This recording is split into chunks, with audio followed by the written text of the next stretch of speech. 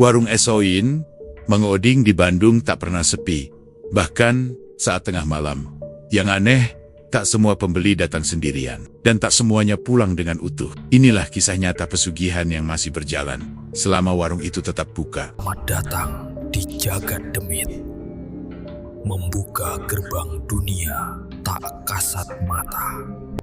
Nama Mang Oding pertama kali terdengar bukan dari spanduk, bukan dari media sosial, tapi dari obrolan kecil yang nyelip di antara suara knalpot dan denting sendok di gelas. Awalnya cuma bisik-bisik warga Braga yang heran. Kok bisa seorang penjual es Oyen gerobakan yang dulu mangkal pindah-pindah, sekarang punya warung tetap di sudut jalan yang gak murah itu? Orang-orang menyebutnya sambil setengah bercanda, setengah curiga. Mang Oding ayo nama beda, begitu kata mereka.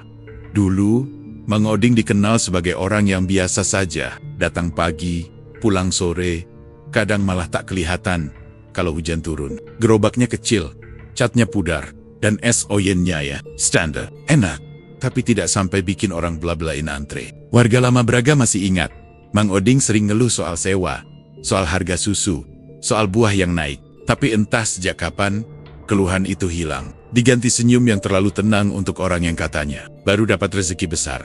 Awalnya yang sadar itu ibu-ibu warung sebelah. Mereka belang, Mang Oding mulai sering belanja bahan dalam jumlah aneh. Bukan sekadar banyak, tapi berlebihan. Alpukat, nangka, kelapa muda, susu kental semuanya dibeli seolah tak pernah habis. Dagangan rame bu, katanya waktu ditanya. Tapi ibu-ibu itu saling pandang. Rame itu biasanya kelihatan, ini tapi bahan selalu habis. Lalu tukang parkir mulai ikut bicara. Mang Oding ayuna, sok datang peuting, kata Ujang suatu sore. Datangnya malam, pulangnya entah jam berapa. Padahal dulu, Mang Oding paling anti jualan malam. Katanya dingin Bandung bikin es jadi tak laku. Tapi sekarang justru malam yang paling sering ia buka. Lampu warungnya menyala sendiri, sementara kios lain sudah gelap. Dari situlah nama Mang Oding mulai sering disebut bukan sebagai pedagang, tapi sebagai bahan cerita. Ada yang bilang Mang Oding dapat warisan. Ada yang bilang dapat investor. Tapi versi yang paling sering beredar justru yang paling pelan diucapkan. Versi yang biasanya diakhiri dengan kalimat, tu meunang suat John. Tapi, itulah Bandung. Kota yang ramah di siang hari, tapi menyimpan banyak cerita lama di malam hari. Dan warga Braga tahu, tidak semua perubahan datang tanpa sebab. Yang bikin desestesius makin kuat adalah cara Mang Oding bicara. Ia jadi irit, kata, kalau dulu suka bercanda, sekarang lebih sering mengangguk. Matanya sering melirik ke belakang warung, seolah ada sesuatu yang harus ia perhatikan. Dan setiap kali ada yang memanggil namanya agak keras, Mang Oding selalu refleks menoleh dengan wajah tegang, lalu cepat tersenyum lagi. "Tu nanaon Mang?" tanya seorang pelanggan lama suatu sore. Mang Oding tersenyum. "Nana, dagang mah lancar." Tapi warga bilang, senyumnya bukan senyum orang lega. Lebih mirip senyum orang yang sedang menjaga sesuatu agar tidak bocor. Sejak warungnya berdiri tetap, ada satu kebiasaan aneh yang sering dibicarakan. Mang Oding selalu membuka warung lebih dulu, sebelum matahari benar-benar turun. Ia berdiri diam beberapa menit di depan pintu, seperti menghitung sesuatu. Kadang, bibirnya bergerak pelan. Warga yang lewat cuma bisa saling pandang. Tidak ada yang berani menyapa. Nama Mang Oding akhirnya bukan cuma dikenal sebagai penjual es Oyen, tapi sebagai tanda tanya. Setiap ada cerita aneh di Braga, namanya ikut terseret. Bukan karena bukti, tapi karena perubahan yang terlalu cepat untuk dianggap wajar. Dan seperti kebiasaan warga, semakin tidak ada jawaban, semakin kuat ceritanya. Desas-desus itu tumbuh pelan, menempel di dinding warung, di bangku plastik, di sendok-sendok yang beradu dengan gelas. Belum ada yang berani menyebut kata pesugihan, tapi semua merasa kisah Mang Oding bukan sekadar cerita tentang dagang yang laris. Ada sesuatu yang sedang dimulai, dan warga Braga, tanpa sadar, sudah menjadi saksi awalnya.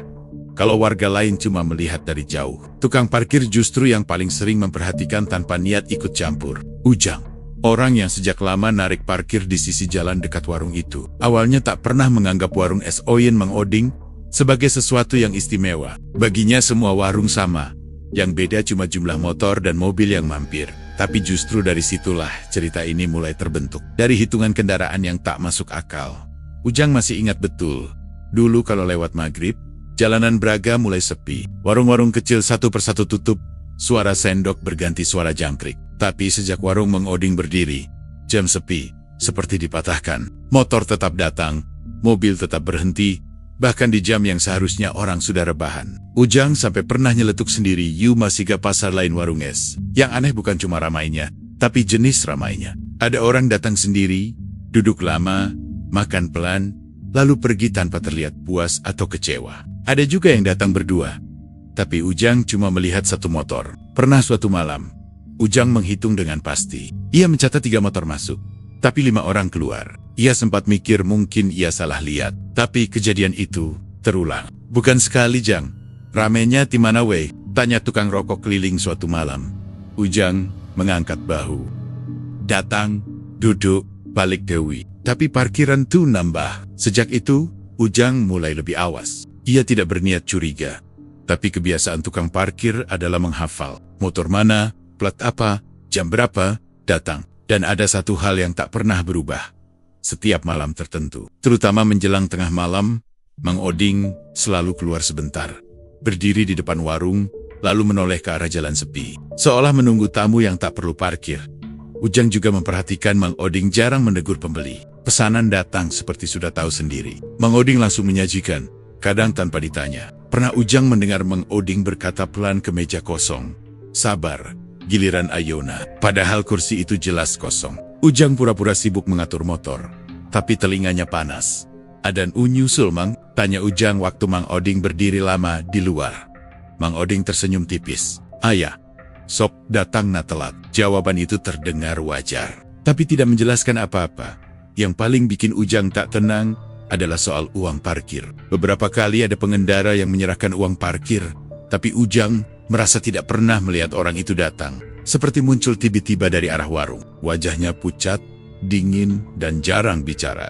Setelah pergi, rasa dingin itu tertinggal lama di tangan Ujang. Sejak malam-malam itu, Ujang mulai menghindari duduk terlalu dekat dengan warung. Ia tetap bekerja, tapi jaraknya dijaga. Ia sering mendengar orang-orang berkata, warung Mang Oding berkah. Tapi dalam hati kecilnya, Ujang selalu menyebutnya dengan kalimat berbeda. Warung itu tidak pernah sepi. Bukan karena banyak orang datang, tapi karena selalu ada yang sedang menunggu. Dan sebagai tukang parkir, Ujang tahu satu hal pasti. Tak semua yang datang ke warung itu perlu kendaraan untuk pulang. Kalau tukang parkir melihat dari hitungan kendaraan, pedagang lama justru mengenal perubahan dari jarak yang lebih dekat. Mereka bukan sekadar tetangga dagang, tapi orang-orang yang dulu satu lapak, satu nasib, satu keluhan dengan Mang Oding. Dan dari merekalah kalimat yang paling sering terdengar belakangan ini muncul pelan. Hampir berbisik, Mang Oding Gus Roba, yang paling sering menyebut itu adalah Asep, penjual minuman tradisional yang lapaknya pernah berdampingan dengan gerobak Mang Oding bertahun-tahun lalu. Asep masih ingat betul bagaimana Mang Oding dulu sering mengeluh soal modal, soal es batu yang cepat habis, soal pelanggan yang cuma datang saat panas terik. Mereka biasa duduk bareng setelah dagang, menghitung receh sambil tertawa pahit. Tapi, sekerong, setiap Asep lewat depan warung es Oyin itu, ia seperti melihat orang yang sama sekali berbeda. Perubahannya bukan cuma soal warung yang lebih besar, atau uang yang terlihat lebih banyak. Cara Mang Oding berdiri saja sudah lain. Dulu bahunya turun, jalannya santai. Sekarang langkahnya pelan tapi mantap. Seperti orang yang selalu sadar ada yang mengawasi. Matanya jarang menatap lama. Dan kalau menatap, rasanya dingin. Bukan dingin karena es, tapi dingin yang bikin orang enggan bertanya lebih jauh. Pedagang lama mulai saling bertukar cerita. Ada yang bilang Mang Oding sekarang pantang disentuh bahunya. Pernah suatu sore, seorang penjual gorengan menepuknya dari belakang. Mang Oding kaget berlebihan. Wajahnya langsung pucat, dan butuh waktu lama untuk kembali tersenyum. Sejak itu, tak ada yang berani menyentuhnya sembarangan. Dulu Oding mah santai, kata seorang pedagang buah. Ayona siga nuker, ngajaga rahasia. Bisik-bisik makin ramai. Saat orang menyadari satu kebiasaan lain yang hilang. Mang Oding tak lagi ikut kumpul pedagang setelah maghrib. Tak ada lagi ngopi bareng. Tak ada lagi obrolan ngalor ngidul. Alasannya selalu sama. Dagangan masih ramai, tapi pedagang lama tahu.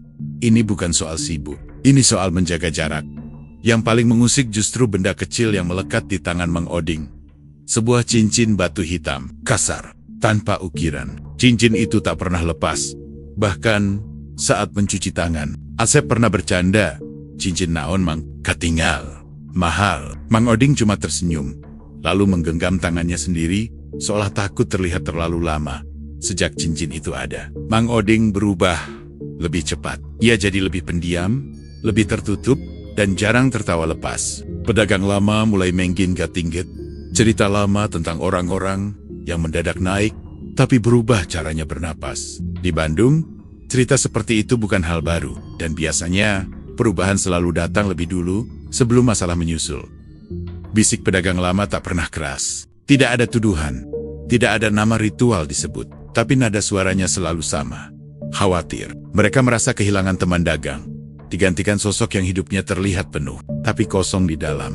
Dan sejak itu, setiap kali nama Mang Oding disebut di antara pedagang lama, selalu diakhiri dengan helaan napas. Bukan iri, bukan benci, hanya perasaan tidak enak yang sulit dijelaskan. Seolah mereka tahu, perubahan itu bukan hadiah, tapi tanda awal dari sesuatu yang menuntut bayaran.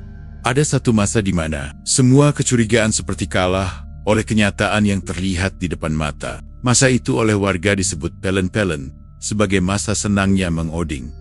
Fase ketika uang mengalir deras. Warung selalu ramai, dan senyum Mang Oding terlihat paling lebar sejak ia mulai berdagang. Pada masa inilah, orang-orang berhenti bertanya terlalu jauh, karena hasilnya terlalu nyata untuk disangkal. Warung es oyen Mang Oding berubah cepat. Bangku plastik diganti kayu, meja diperbanyak, kulkas datang 2 sekaligus. Setiap pagi ada mobil box kecil berhenti sebentar, menurunkan buah dan bahan dalam jumlah yang tak pernah dihitung Mang Oding di depan orang lain. Ia tak lagi menawar harga. "Nu penting beres," katanya singkat, lalu menyerahkan uang pas, bahkan sering berlebih. Pedagang bahan sampai heran, tapi tak pernah protes. Mang Oding menikmati itu semua. Ia terlihat lebih percaya diri, bukan sombong, tapi seperti orang yang akhirnya merasa hidupnya lurus. Setiap ada pelanggan lama datang, ia mentraktir tanpa banyak bicara. Tawa mulai sering terdengar lagi, meski tak pernah lepas sepenuhnya dari kesan ditahan. Di mata warga,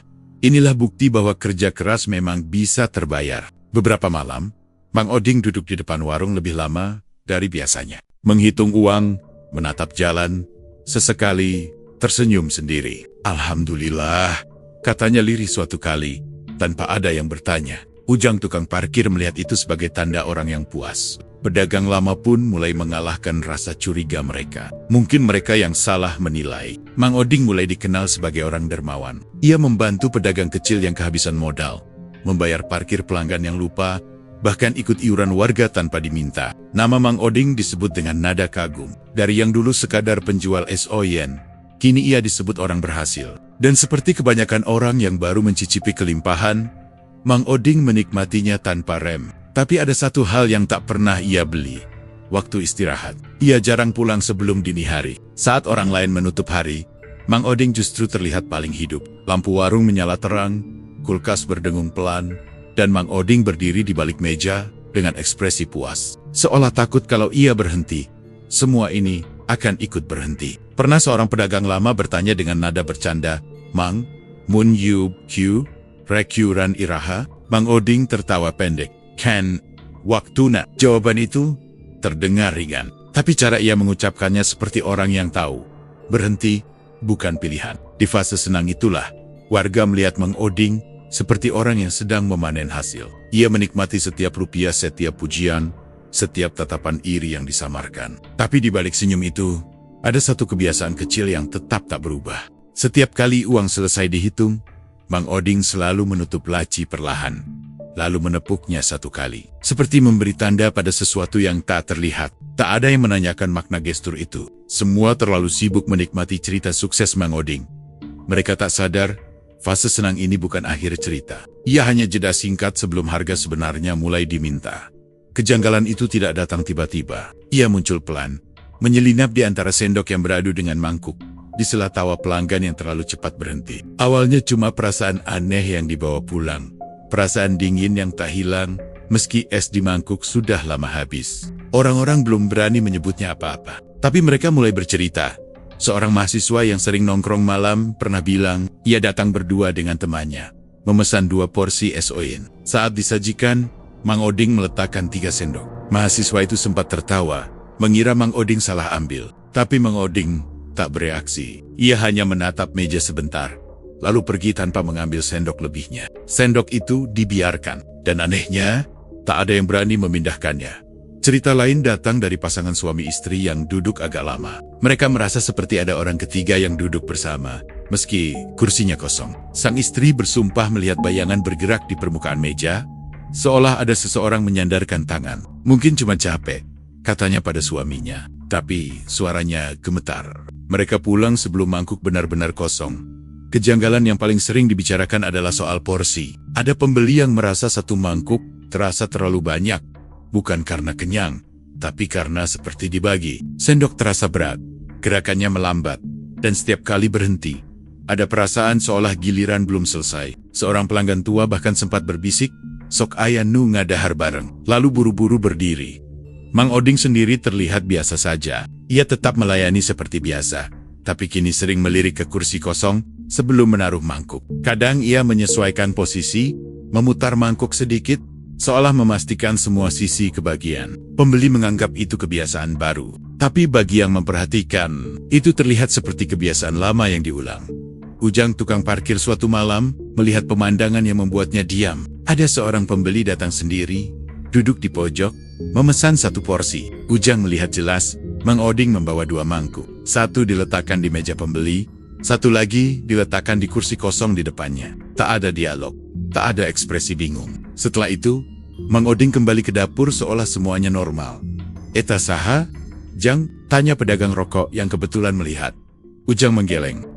Sejak malam itu, istilah S untuk 2, bayangan 3 mulai beredar. Orang-orang yang datang berdua sering merasa tidak benar-benar berdua. Ada yang merasa bahunya disentuh, ada yang mencium bau anyir samar bercampur manis buah. Tak semua orang mengalaminya, tapi yang mengalami jarang mau kembali. Yang paling membuat resah adalah reaksi Mang Oding jika ada pembeli yang menyinggung hal itu. Wajahnya berubah tegang, senyumnya hilang sesaat. "Tong dipaliri," katanya pelan. "Jangan diperhatikan." Seolah perhatian justru mengundang sesuatu yang tak seharusnya disadari.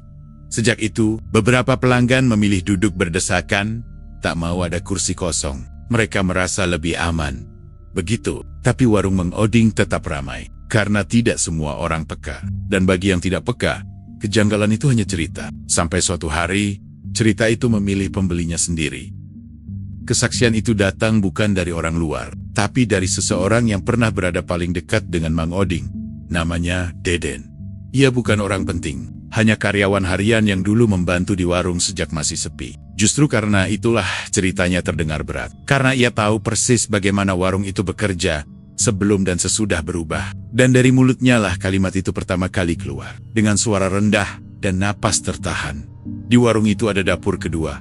Deden bercerita tanpa ingin terdengar berani. Ia lebih sering menunduk, seolah takut ada yang mendengar. Katanya, dapur utama tak pernah bermasalah. Semua bahan biasa, cara kerja normal. Tapi di belakang, setelah pintu kecil yang selalu terkunci, ada ruang lain yang tidak pernah disebut Mang Oding.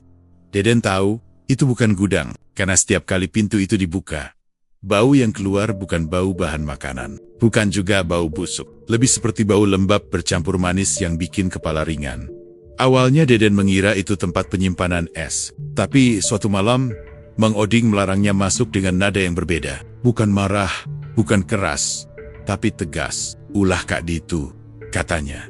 "Jangan ke sana." Sejak saat itu, rasa penasaran Deden justru tumbuh. Karena setiap larangan selalu meninggalkan jejak. Deden mengingat betul, dapur kedua itu hanya hidup di malam-malam tertentu. Biasanya menjelang Jumat. Mang Oding akan lebih pendiam, gerakannya pelan, dan selalu memastikan Deden pulang lebih awal. "Isu kue datang nah," katanya sambil menyodorkan uang lebih. Deden menganggap itu bonus. Tapi bonus yang dibayar dengan perasaan tak enak. Suatu malam, Deden lupa membawa ponsel. Ia kembali ke warung saat hampir tutup. Lampu depan mati, tapi dari belakang terdengar suara air. Pelan, seperti orang mencuci sesuatu dengan hati-hati. Deden mengintip dari celah pintu. Ia melihat Mang Oding berdiri membelakangi, menyiapkan mangkuk-mangkuk kecil yang tak pernah dipakai jualan. Jumlahnya ganjil. Dan di salah satu sudut ruangan, ada meja kecil dengan kain gelap menutupinya. Deden tidak melihat jelas isinya, tapi ia mendengar Mang Oding berbicara. Bukan keras, bukan juga seperti orang berdoa. Lebih seperti orang yang sedang mengingatkan. "Antosan," katanya pelan. "Tunggu." Setelah itu, suara air berhenti. Deden pergi tanpa menutup pintu sepenuhnya. Kakinya gemetar. Sejak malam itu, Deden mengaku sering mimpi buruk. Ia merasa seperti ada yang mengikuti dari belakang, terutama saat melewati dapur. Mang Oding menyadarinya. Tatapannya lama. Terlalu lama. Untuk kuat Yurion, katanya suatu pagi. Kalau tidak kuat berhenti saja. Tidak ada nada mengancam. Justru itu yang membuat Deden takut. Ia berhenti bekerja tak lama kemudian. Alasan resminya capek. Tapi pada pedagang lama, Deden berbisik lain. Ia bilang, dapur kedua itu bukan untuk masak. Itu tempat menyiapkan sesuatu yang tak terlihat, tapi selalu ikut disajikan. Esna Kernu datang, katanya. Esnya untuk yang datang. Tapi matanya mengatakan, tidak semua yang datang terlihat sebagai manusia. Sejak kesaksian Deden beredar, warga mulai mengingat ulang semua kejanggalan. Sendok lebih, mangkuk kosong, kursi yang tak pernah benar-benar kosong. Dapur kedua itu seperti potongan yang hilang. Akhirnya, menemukan tempatnya. Dan dari situlah, cerita Mang Oding tak lagi sekadar soal dagang. Ia mulai bergeser menjadi perjanjian. Cerita itu tidak datang dari orang yang sering nongkrong di warung, tapi dari mereka yang hidup berdempetan dengannya. Tetangga-tetangga yang rumahnya menempel di belakang warung Soin Mang Oding. Mereka tidak melihat ramai, tidak mendengar tawa pelanggan.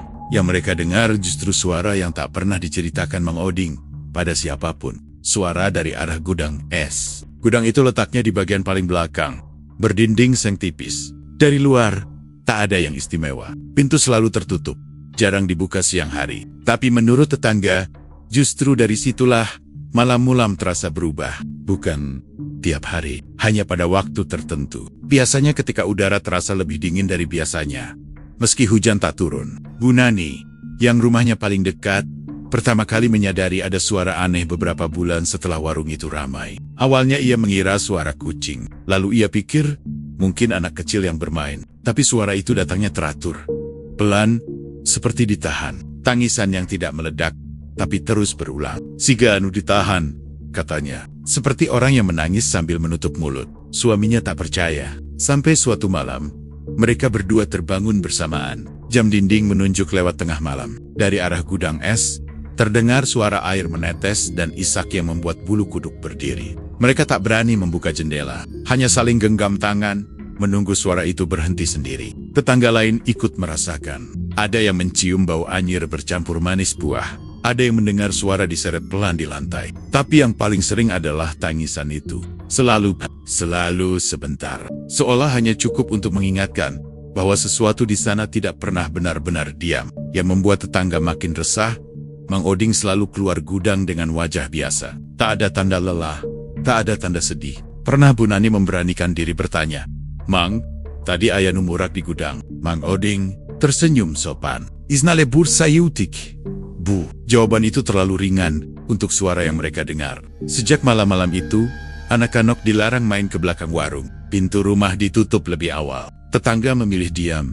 Karena tak ada bukti, hanya rasa tidak nyaman yang terus tumbuh. Dan di antara mereka, mulai beredar keyakinan tak tertulis. Gudang es itu bukan sekadar tempat menyimpan dingin. Ia tempat menyimpan sesuatu yang tidak boleh keluar. Kecuali saat dipanggil. Tangisan itu tak pernah terdengar oleh pelanggan. Hanya oleh mereka yang tinggal paling dekat. Seolah suara itu tahu siapa yang berhak mendengarnya. Dan sejak itu, setiap kali Soin Mang Oding terasa terlalu dingin di tenggorokan. Warga belakang warung selalu teringat satu hal. Ada yang menangis agar yang lain bisa menikmati manisnya. Malam ritual itu tidak pernah diumumkan, tidak pernah dijadwalkan, tapi selalu terasa kedatangannya. Warga sekitar mengatakan, udara Braga berubah sebelum semuanya terjadi. Angin lebih diam, suara kendaraan seperti ditelan jarak, dan lampu warung Mang Oding menyala lebih redup dari biasanya. Bukan Marty, tapi seperti sengaja diturunkan, agar tidak terlalu terlihat. Ujang tukang parkir adalah orang pertama yang sadar. Ada yang berbeda malam itu. Jam belum menunjukkan tengah malam, tapi Mang Oding sudah menutup separuh warung. Meja depan kosong, bangku ditumpuk, dan pelanggan yang datang diarahkan pergi dengan alasan bahan habis. Padahal kulkas masih berdengung penuh. Mang Oding melakukannya tanpa tergesa. Seolah ia tahu waktu sedang menunggunya. Bukan sebaliknya, ia mengenakan pakaian yang jarang dipakai berdagang. Kemeja gelap, lengan panjang, kancing tertutup rapat. Cincin batu hitam di jarinya tampak lebih menonjol di bawah lampu. Setiap kali ia melangkah ke belakang, suaranya hilang begitu saja, seperti diserap lantai. Ujang memperhatikan dari jauh, tidak berani mendekat, Dari rumah-rumah belakang, tetangga mulai merasakan hal yang sama. Tangisan dari gudang es terdengar lebih jelas malam itu. Bukan lagi tertahan, seperti orang yang tahu waktunya hampir habis. Beberapa orang menutup telinga, beberapa membaca doa, dan beberapa hanya duduk diam, tak tahu harus berbuat apa. Mang Oding masuk ke dapur kedua sendirian. Pintu kecil ditutup dari dalam. Lampu utama warung dipadamkan. Hanya cahaya lilin yang terlihat dari sela-sela dinding belakang. Bau manis menyebar, lebih pekat dari biasanya, bercampur amis yang membuat dada sesak. Dari luar, terdengar suara Mang Oding berbicara pelan. Bukan seperti orang meminta, lebih seperti orang menegaskan, kesepakatan Obditus Mayor. Katanya lirih, aku sudah membayar. Suaranya berhenti sejenak, lalu terdengar lagi, lebih pelan. Ulah ditagih Ayuna. Tak ada jawaban yang terdengar jelas. Hanya bunyi benda disentuhkan ke lantai, disusul suara air yang mengalir pelan. Warga yang mendengar bersumpah. Di sela suara itu, ada tarikan napas lain. Bukan napas Mang Oding. Lebih berat, lebih dekat ke tanah. Di dalam dapur kedua, Mang Oding menyiapkan mangkuk es oyin tanpa topping. Tidak ada buah, tidak ada susu, hanya es serut dan cairan bening. Mangkuk itu diletakkan di meja kecil yang selama ini ditutupi kain gelap. Tangannya bergetar sebentar lalu berhenti. Ia menarik napas panjang, seperti orang yang sedang menahan sesuatu agar tetap di tempatnya. Perjanjian itu tidak dibacakan. Tidak ada mantra panjang, hanya pengulangan janji lama yang pernah disepakati. Bahwa warung akan ramai, bahwa uang akan datang. Dan sebagai gantinya, Mang Oding tidak boleh lupa memberi makan. Tidak boleh berhenti membuka pintu. Tidak boleh mengabaikan yang sudah menemani sejak awal. Saat lilin satu persatu padam, tangisan di gudang berhenti mendadak. Udara terasa lebih ringan, tapi dinginnya menempel di kulit. Mang Oding keluar dari dapur kedua dengan wajah pucat, keringat dingin menempel di pelipis. Ia berdiri lama di depan warung, menatap jalan kosong, lalu menunduk pelan, seperti orang yang baru saja menyetujui sesuatu yang tak bisa dibatalkan. Malam itu, tak ada pelanggan, tapi Ujang bersumpah melihat kursi depan warung terisi bayangan yang tak meninggalkan jejak. Dan sejak malam ritual itu berlalu, warga tahu satu hal. Kekayaan Mang Oding bukan lagi soal keberuntungan. Ia sudah menjadi perjanjian, dan setiap perjanjian, cepat atau lambat, akan ditagih kembali. Terbongkarnya itu bukan lewat pengakuan Mang Oding, bukan juga lewat orang pintar yang datang membawa doa. Ia terbuka dengan cara yang paling sering terjadi dalam cerita-cerita lama. Lewat akibat yang tak bisa lagi disembunyikan. Harga dari kekayaan itu mulai terlihat satu persatu, dan warga Braga hanya tinggal menyambung potenggen-potenggen yang sejak awal sebenarnya sudah ada. Perubahan pertama terlihat dari tubuh Mang Oding sendiri. Orang-orang yang biasa melihatnya setiap hari mulai sadar. Wajahnya menyusut, pipinya turun, matanya cekung, dan kulitnya tampak kusam seperti orang kurang tidur bertahun-tahun. Padahal warungnya makin ramai, uangnya makin banyak. Logikanya, ia harus terlihat lebih segar, tapi yang terjadi justru sebaliknya. Mang Oding terlihat seperti orang yang terus diperas dari dalam. Ia mulai sering melamun di tengah melayani. Sendok terhenti di udara, mangkuk dibiarkan terlalu lama di meja. Pernah seorang pelanggan memanggil namanya berkali-kali, tanpa jawaban. Saat tersedar, Mang Oding tersenyum kaku, lalu meminta maaf seperti orang yang baru kembali dari tempat jauh. Sejak itu, warga mulai bilang pelan, Mang Oding sigatu aya di ditu. Kejadian yang paling membuka mata terjadi ketika seorang pembeli pingsan di warung. Bukan karena sakit, bukan karena kepanasan. Orang itu mengaku dadanya sesak, dingin, dan merasa seperti ada yang ikut pulang bersamanya. Ia berteriak menyebut ada bayangan menempel di belakangnya. Warga yang menolong melihat Mang Oding berdiri kaku. Tidak panik, tidak juga membantu. Tatapannya kosong, seperti orang yang sudah tahu ini akan terjadi. Setelah kejadian itu, cerita berkembang cepat. Orang-orang mulai berani menyebut kata yang selama ini hanya ada di ujung lidah, pesugihan. Bukan sembarang pesugihan, tapi pesugihan yang memanfaatkan dagangan sebagai perantara. Yang dimakan bukan cuma es dan buah, tapi juga sesuatu yang tak terlihat. Rasa dingin yang dibawa pulang pelanggan, mimpi buruk, perasaan diawasi semuanya, mulai dirangkai sebagai bagian dari harga yang harus dibayar. Deden, mantan karyawan, akhirnya bicara lebih terbuka. Ia menggetekkan, Mang Oding pernah mengeluh tidak bisa berhenti. Bukan karena tamak, tapi karena takut. Munurian, ayah nu datang, katanya menirukan suara Mang Oding. Kalau berhenti, ada yang datang, bukan pelanggan. Dan kalimat itu menyebar seperti api kecil yang menemukan angin. Tetangga belakang warung juga mulai berani bersuara. Tangisan dari gudang es makin sering terdengar. Bahkan kadang disertai suara benturan pelan. Anak-anak sakit tanpa sebab jelas. Tanaman layu, meski disiram. Hal-hal kecil yang dulunya dianggap kebetulan, kini terasa seperti peringatan yang diabaikan terlalu lama. Mang Oding sendiri, seperti menyadari semuanya terlambat. Ia mulai terlihat takut pada bayangannya sendiri. Setiap menutup warung, ia berdiri lama, menatap kursi kosong, lalu mengangguk pelan, seolah menjawab sesuatu. Cincin batu hitam di jarinya retak halus. Tapi ia tidak melepasnya, tidak berani. Pada titik itu, warga akhirnya sepakat. Kekayaan Mang Oding memang nyata, tapi harganya juga nyata. Bukan cuma untuk dirinya, tapi untuk lingkungan di sekitarnya. Pesugihan itu terbongkar bukan karena rahasianya diucapkan, tapi karena akibatnya tak lagi bisa disangkal. Dan dalam cerita-cerita lama, saat harga mulai terasa, biasanya itu pertanda satu hal: penagih belum selesai. Sampai sekarang, warung es Oyen Mang Oding masih buka. Tidak ada papan penutupan, tidak ada garis polisi, tidak ada kabar resmi apapun.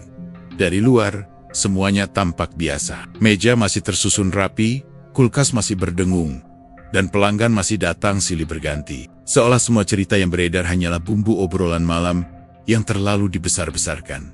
Mang Oding masih berdiri di balik meja, masih melayani dengan senyum tipis yang sama. Tapi warga Braga tahu, senyum itu tidak lagi berasal dari rasa senang. Lebih seperti kewajiban. Seperti orang yang menjalani peran karena tidak punya pilihan lain. Tubuhnya kini lebih kurus, geraknya lebih pelan, dan matanya jarang benar-benar menatap pelanggan. Ia seperti hadir, tapi tidak sepenuhnya berada di sana. Beberapa pelanggan lama memilih tidak kembali. Mereka yang pernah merasakan dingin yang tak wajar, mimpi yang terus berulang, atau perasaan diikuti dari belakang, memilih menghindar tanpa banyak bicara. Tapi selalu ada pelanggan baru, orang yang belum mendengar cerita, atau yang menganggapnya sekadar mitos. Dan bagi mereka, es Oyen Mang Oding tetap terasa manis. Gudang es masih terkunci, pintu dapur kedua masih ada, meski tak pernah dibuka di depan orang. Tangisan yang dulu sering terdengar kini jarang muncul, bukan karena sudah tidak ada, tapi karena warga mulai terbiasa. Dalam dunia yang sibuk, manusia cepat belajar mengabaikan hal-hal yang tidak ingin mereka hadapi. Sesekali, di jam-jam sepi, Ujang tukang parkir melihat Mang Oding berdiri sendirian di depan warung. Tidak melayani, tidak menghitung uang, hanya berdiri, menatap jalan kosong. Kadang ia mengangguk pelan, kadang bibirnya bergerak tanpa suara, seolah masih ada percakapan yang harus dijaga agar tidak terputus. Warga tidak lagi bertanya, apakah pesugihan itu benar atau tidak. Pertanyaan itu sudah kehilangan gunanya. Yang lebih penting adalah kenyataan bahwa warung itu tetap berjalan. Perjanjian, apapun bentuknya, masih aktif. Dan selama warung itu buka, sesuatu di sana masih diberi makan. Jagat Demit selalu menutup kisahnya dengan satu pengingat. Tidak semua tempat berhantu terlihat menyeramkan. Sebagian justru terlihat ramai, wangi, dan mengundang. Warung es Oyen Mang Oding adalah salah satunya. Ia tidak meminta untuk dipercaya. Ia hanya terus buka, menunggu siapapun yang datang tanpa curiga. Karena dalam cerita ini, yang paling menakutkan bukanlah apa yang terlihat, melainkan apa yang tetap bertahan tanpa pernah benar-benar pergi.